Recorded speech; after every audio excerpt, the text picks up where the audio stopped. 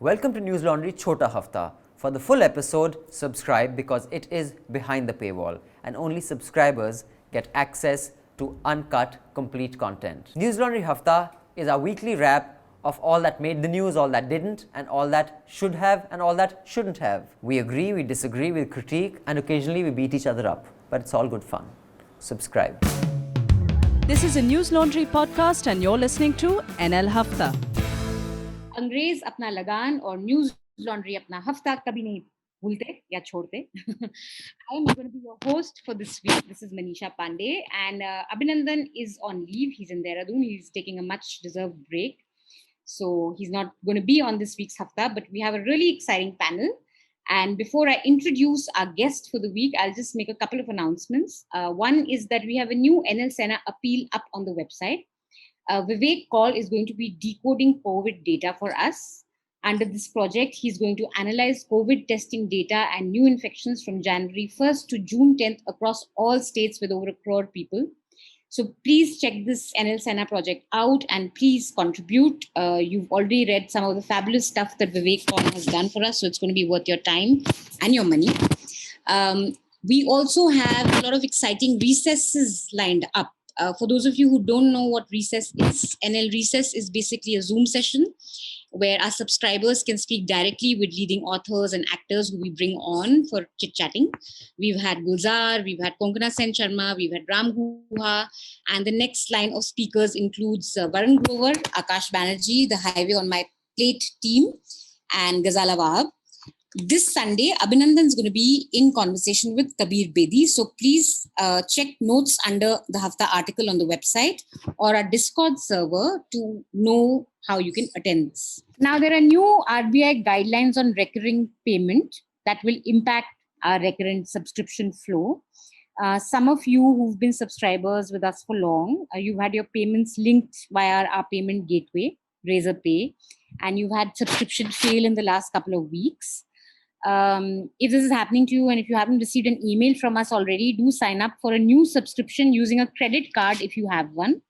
We've changed our payment flow, so the new recurring subscriptions will work fine. If you don't have a credit card, you can get a longer subscription of 1 year to 6 months instead of 1 month. By then, we'll have more ways of recurring payments, and that way you would also support independent media for a longer time. So please do that. And if you're based overseas, best is to pay via PayPal in USD as a payment method on our site to save bank's currency conversion charge. Now, I'm going to quickly introduce our guest for this week. Welcome, Rukmini. Hi, Manisha. So, those of you who live under a rock, I'll just introduce Rukmini to you. She is India's leading data journalist and one of the few data journalists, I'd say, even though it's something that has caught on over the past few years. She was data editor at The Hindu, and her most recent appointment was as editor of data and innovations at Huffington Post India. She's currently an independent journalist. She writes on gender, crime, law, caste, inequality, and is passionate about engaging storytelling.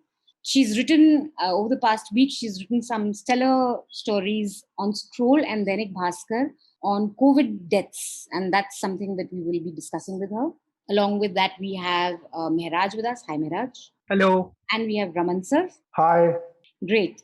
Mehraj, do you want to give us the headlines and then we can go to Rukmini? So I'll just read out the top headlines for this week.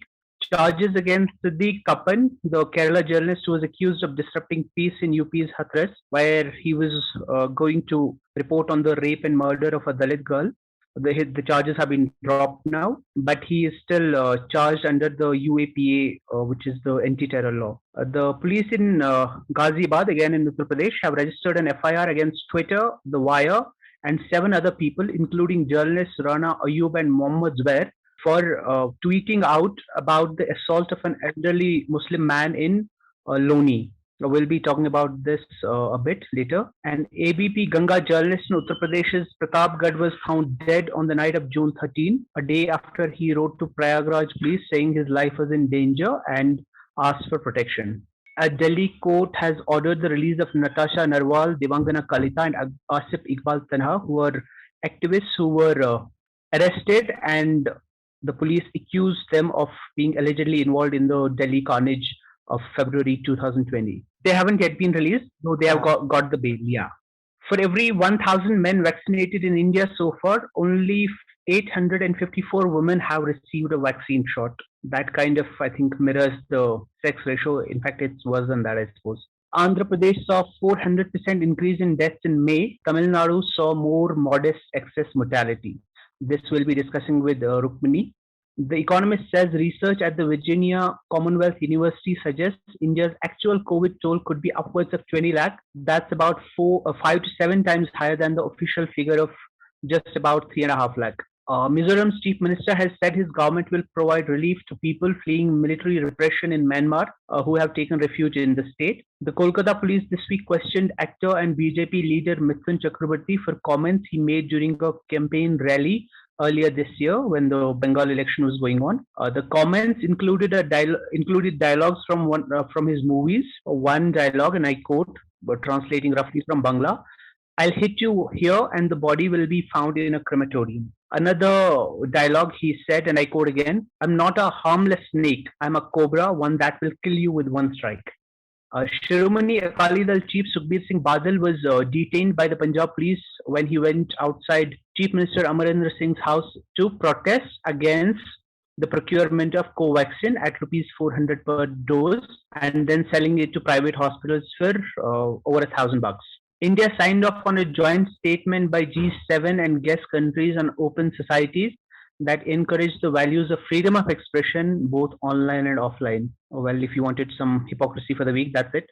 Benjamin Netanyahu has lost his 12-year hold on power in Israel after its parliament voted in a new government. Right-wing nationalist Naftali Bennett was sworn in as prime minister on Sunday. Those are the main headlines for the week. Over to you, Manisha. So I think one of the things that local news reporting showed very clearly is that there was essentially a breakdown in all sorts of access to healthcare during those months. I mean, if a person was to have a heart attack in May in most big cities in the country, getting to a hospital in time would have been very difficult. And we know also that people who need regular access to other life-saving things like dialysis or cancer treatments also really struggle to access management of their chronic conditions. So I would say that I think these numbers show that there was a horrific spike in mortality, especially in April and May in India. A share of these are definitely uncounted COVID. Again, this is something we know through field reporting by reporters who've shown things like how someone with one person in the family got a COVID test and then died, and then 3 other people could not even get tested but died in essentially the same way, but they were not counted as COVID deaths. So we know that that's happening because of this excessively stringent definition of a COVID death that we've been following. So I would say it's a combination of the two. As a journalist, I don't feel equipped to say what share of these are COVID deaths. I know that epidemiologists will work on that, but yeah, essentially there was a historic, in all the bad ways, spike in mortality in India in April-May 2021. Sure. So right from the beginning of the pandemic, it's been very clear that that deaths is an important indicator to focus on. We're going to miss a lot of infections and cases, but deaths are relatively hard to miss, and they're important to look at. I think this is a sort of truism that's true of pandemic reporting across the world, but then you have to factor in the particular issue in India and possibly in other countries as well, that we are using an excessively strict definition of what a COVID death is. What happened in the first wave, and I know that's even hard to remember right now, but in comparison to the rest of the world, India's official mortality rates from COVID were exceptionally low.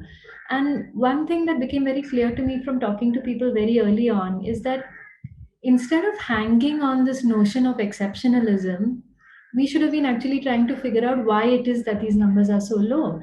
And potentially they would have already moved us in the direction that we are seeing right now.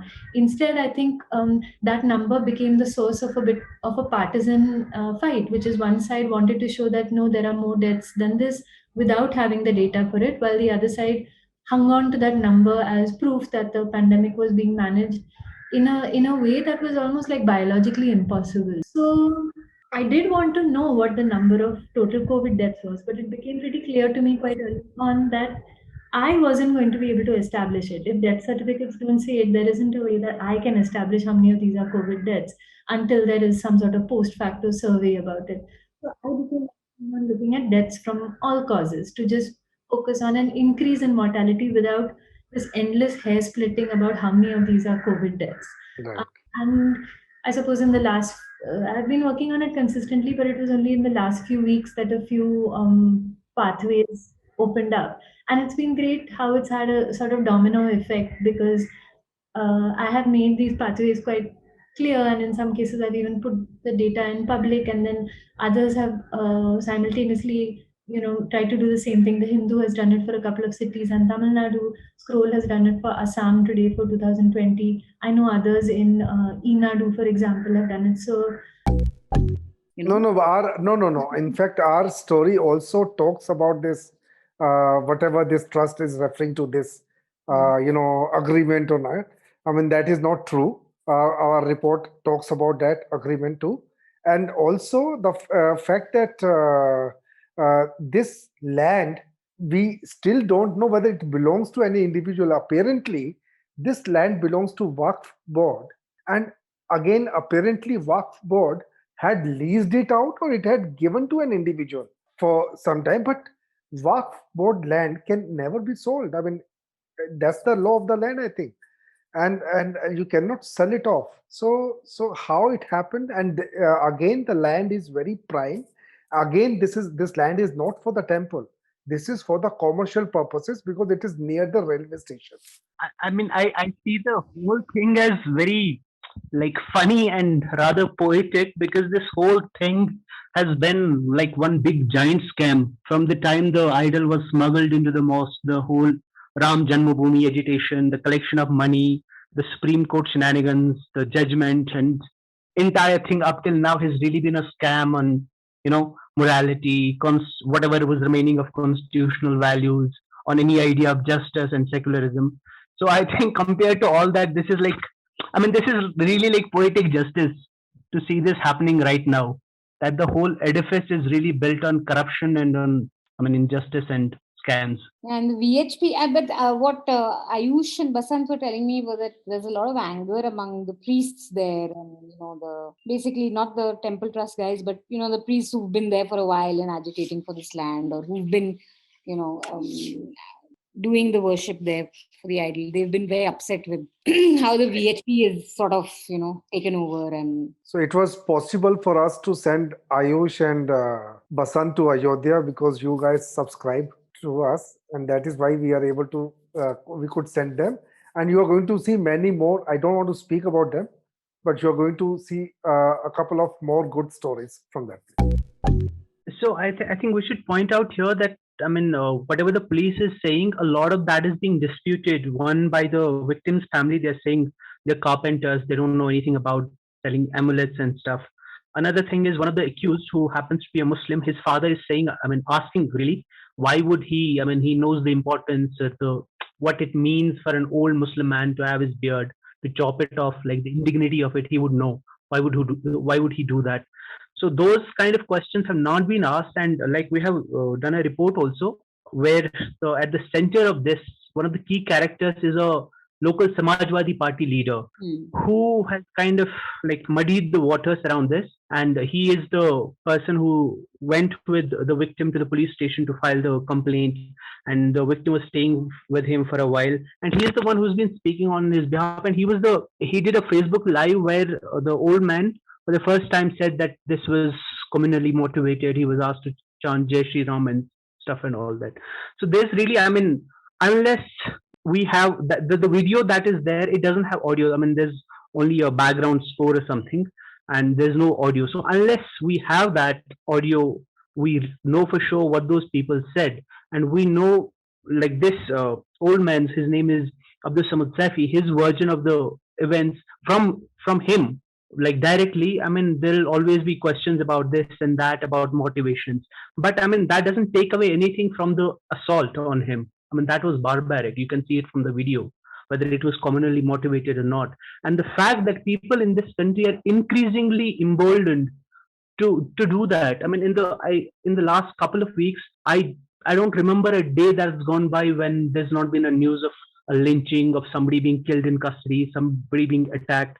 I mean, just like less than 30 miles from where our office is in Delhi, in Yamuna Vihar, some Hindutva goons reportedly like barged into a Muslim family's house in the middle of the night and beat them up. There was a Mahapanchayat held in Haryana, like less than I think 50 kilometers from Delhi, where apparently reportedly 50,000 people gathered to defend the alleged lynchers of a Muslim man. And one of the persons who spoke there at that Mahapanchayat was the person who is accused of killing a teenage Muslim boy on a train for no other reason than that he was Muslim. So this is part of a pattern. I mean, if you are allowing this with impunity to happen with impunity, it's going to. I mean, this is a fire. This is going to spread only unless you actively contain it. That's the saddest part. About the another aspect is this FIR against journalists. So the most curious thing, or maybe not curious since this is the UP police, almost every media organization, every top media organization carried this news, reporting practically the same things, that the victim is saying this and this and this and this happened. He was asked to chant slogans and stuff. But the police have named Wire, and they have named Twitter, and they have named 6 people, all of whom happen to be Muslim. So what message stand out? Yeah, actually, you're right. Yeah, except Why is the organization, and they Why is the organization? This organization, the individuals they have named, they're all 6 of them Muslims, 3 politicians and activists, and 3 journalists. I think there are two issues involved. One is the act itself, and the second part is police registering an FIR against individuals and a company. Okay, the act. Act basically what the police have claimed so far, that it was there was something personal between the accused and the victim, and then the accused assaulted. But the kind of assault, as we saw on the video without the this thing audio, it reflects, it gives a bit of communal color. cutting of Okay. the beard, Uh, basically. but cutting of the beard anyway, I feel that it reflect. I personally feel that it reflects communal mentality of a person who did it, whether he did it in presence of his Muslim friends or whatever. Hmm. Okay, but it was his communal mentality. So I'm very clear about it.